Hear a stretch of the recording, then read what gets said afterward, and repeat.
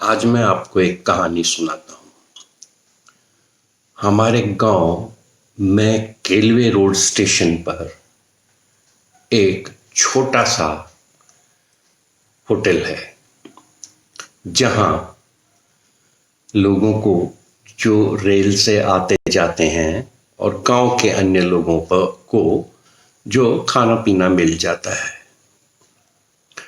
उस होटल को आवश्यकता पड़ी कि ऑर्डर पर अगर काम करना है तो उसके लिए उन्हें कुछ बर्तन चाहिए। इस होटल की मालिक एक स्त्री है और ये होटल 2 साल से बहुत ही अच्छे तरीके, हालांकि छोटे स्तर पर चल रहा है। इन बर्तनों के लिए और अन्य थोड़ी पूंजी के लिए उन्होंने हमारे गांव के ही IDBI बैंक केलवे रोड उनके पास आवेदन किया 50,000 के मुद्रा लोन के लिए।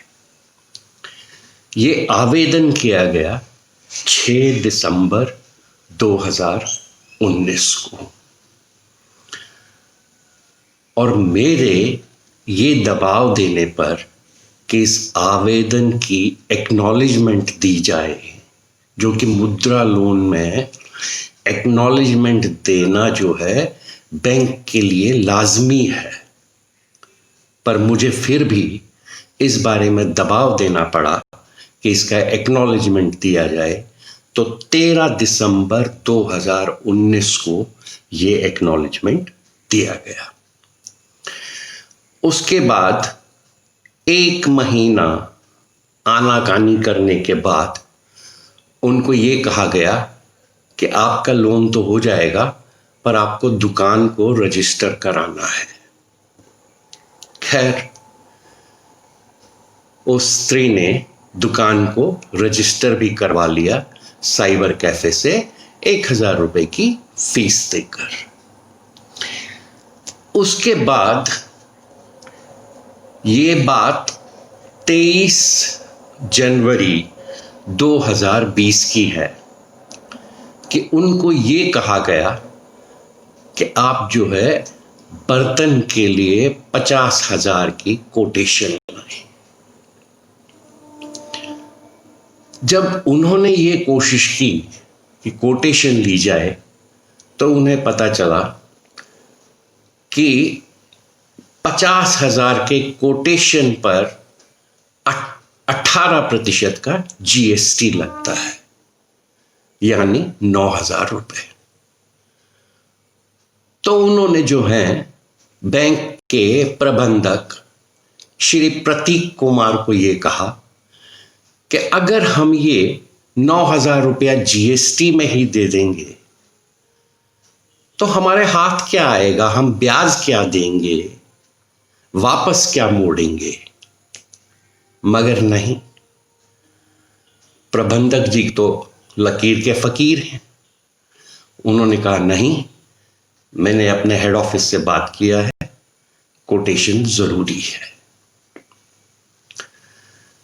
साथियों, मुद्रा लोन में ये प्रावधान रखा गया है कि इस तरह की दिक्कतें ना आए, इसलिए जो पेमेंट है वो कैश भी दी जा सकती है। साथ में मुद्रा लोन में जो है जरूरी नहीं है कि टर्म लोन ही दिया जाए, ओवरड्राफ्ट के तौर पर भी फैसिलिटी दी जा सकती है। ये सब जो है इनको तो मालूम नहीं था, लेकिन मैंने प्रबंधक श्री प्रतीक कुमार जी को समझाया और कहा कि यह आवश्यक नहीं है कि आप कोटेशन लें, और दिशा निर्देश इस बारे में दिए गए हैं RBI के द्वारा भी, बैंकों के द्वारा भी और वित्त मंत्रालय के द्वारा भी, जिन्होंने कि मुद्रा लोन की जो योजना है उसको शुरू किया है। लेकिन नहीं, उन्होंने कहा मानना था। तो हमारे जो ये उद्यमी हैं, इस स्त्री, उसने कहा कि मुझे लोन लेने की कोई अब जरूरत नहीं महसूस होती है, मतलब मुझे लोन लेने में कोई फायदा नहीं है, क्योंकि 9,000 रुपए अगर इसी तरीके से जाएंगे तो क्या मतलब रहेगा। अगर साथियों कोई ऐसा व्यक्ति होता कि जिसको लोन नहीं वापस करना है तो वो तो ले लेता। 9,000 रुपए जाएं तो भी मतलब 41,000 रुपए उसका दुरुपयोग तो उसने करना ही था। लेकिन ये इस आवेदक की जेन्युइननेस दिखाता है कि उसने नहीं लिया। खैर, इस चीज को मैंने जो है उनसे कहा कि आप शिकायत कीजिए, और 24 जनवरी 2020 को आईडीबीआई के डीजीएम और विजिलेंस ऑफिसर को शिकायत की गई, लेकिन कोई जवाब नहीं। जब 31 तारीख तक जवाब नहीं आया तो फिर एक तो एमडी को शिकायत की गई, वही मेल फॉरवर्ड किया गया, और फिर जो वित्त मंत्रालय में पब्लिक ग्रीवेंसेस का पोर्टल है, पीजी पोर्टल उसे कहा जाता है, उसमें यह शिकायत दर्ज कराई गई ऑनलाइन, और यह शिकायत पीजी पोर्टल में दर्ज हो गई। ये बात है 31 जनवरी की। उसके बाद 4 फरवरी को जो पीजी पोर्टल है, ये सब कार्रवाई ऑनलाइन होती है, वहां से जवाब आया कि आपकी जो शिकायत है उसको फॉरवर्ड कर दिया गया है बैंक के एजीएम श्री पंकज कुमार शर्मा जी को, कि वो इस बारे में छानबीन करें। खैर, पंकज कुमार शर्मा जी को मैंने अलग से भी मेल किया कि आपको जो ये पीजी पोर्टल द्वारा शिकायत भेजी गई है उसकी जो डिटेल्स हैं वो इस प्रकार हैं, जैसा कि मैंने आपको बताया, लेकिन कोई जवाब नहीं।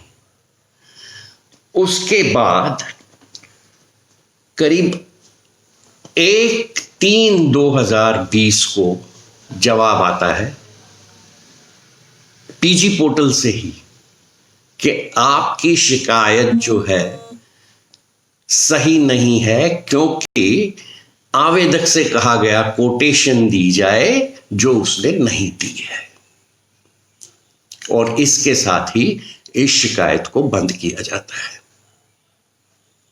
तो पीजी पोर्टल ने तो शिकायत बंद कर दी।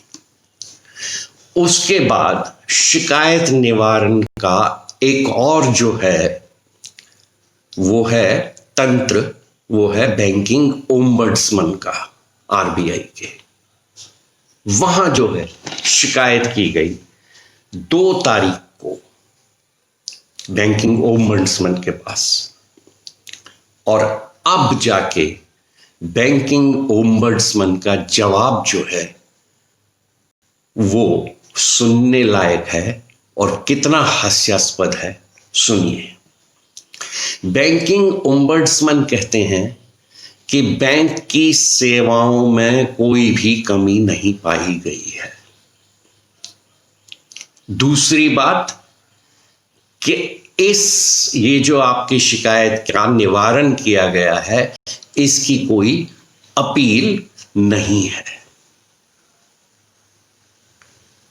साथियों, मैंने जो ये आपको जीवंत उदाहरण बताया है मुद्रा लोन का, वो खास इस बात को दर्शाने के लिए बताया है कि हमारी बैंकिंग व्यवस्था में आजकल शिकायत निवारण का जो तंत्र है वो बिल्कुल ठप हो चुका है। मैं प्रतीक जी को दोषी नहीं मानता, वो एक जूनियर ऑफिसर हैं। हो सकता है कि उनको दिशा निर्देशों का ज्ञान नहीं है, लेकिन एजीएम पंकज कुमार शर्मा का क्या, जिन्होंने तथ्यों को देखने की कोशिश तक की नहीं की होगी और जो जवाब ब्रांच से मिल गया वही जवाब भेज दिया गया। पीजी पोर्टल ने भी उसी जवाब के आधार पर जो है शिकायत को बंद कर दिया। और बैंकिंग लोकपाल यानी बैंकिंग ओम्बड्समन, जो इतना बड़ा तंत्र जो चलाया जा रहा है और ये बताया जा रहा है, विज्ञापनों में ये बताया जा रहा है कि बैंकिंग ओम्बड्समन को शिकायत कीजिए और अगर आपकी शिकायत का निवारण 1 महीने के अंदर नहीं होता है तो अपील कीजिए। ये सब विज्ञापनों पर जो खर्च किया जा रहा है सब दिखावा है। इतना बड़ा तंत्र अगर वो भी सिर्फ मतलब जो है फॉरवर्डिंग एजेंट की तरह काम करें और जो जवाब आता है उसको बताएं, तो फिर क्या फायदा है? ऐसे में मुद्रा लोन का प्रसार कैसे होगा? ये बात जो मैंने अरुण मायरा जी को इंगित किया गया अपना वीडियो है उसमें भी बताया है कि जब तक इन माइक्रो फाइनेंस में छोटे छोटे जो ऋण हैं उनमें शिकायत के तंत्र को प्रभावी नहीं बनाया जाता, निवारण के तंत्र को, तब तक जो है मानसिकता, नकारात्मक मानसिकता जो है उसमें बदलाव नहीं आ सकता है। और ये बहुत आवश्यक है। अभी एक समाचार आया था कि नितिन गडकरी जी ने कहा कि 10 लाख तक के ऋणों के लिए एक अलग संस्था बनाई जा रही है जो गेम चेंजर होगी। मैं नितिन गडकरी जी को भी ये कहना चाहता हूं कि गडकरी जी, अगर आप जो है शिकायत निवारण का प्रभावी तंत्र रखें तो ये जो मानसिकता है इसका बदलाव अपने आप में एक गेम चेंजर होगा। और अगर छोटे ऋणों के प्रति, माइक्रो फाइनेंस के प्रति सफेद पोश लोगों के मानसिकता में बदलाव नहीं आता है तो आप जितने मर्जी संस्थाएं बनाएं कोई प्रभाव नहीं पड़ेगा, कोई उसका फायदा नहीं पड़ेगा।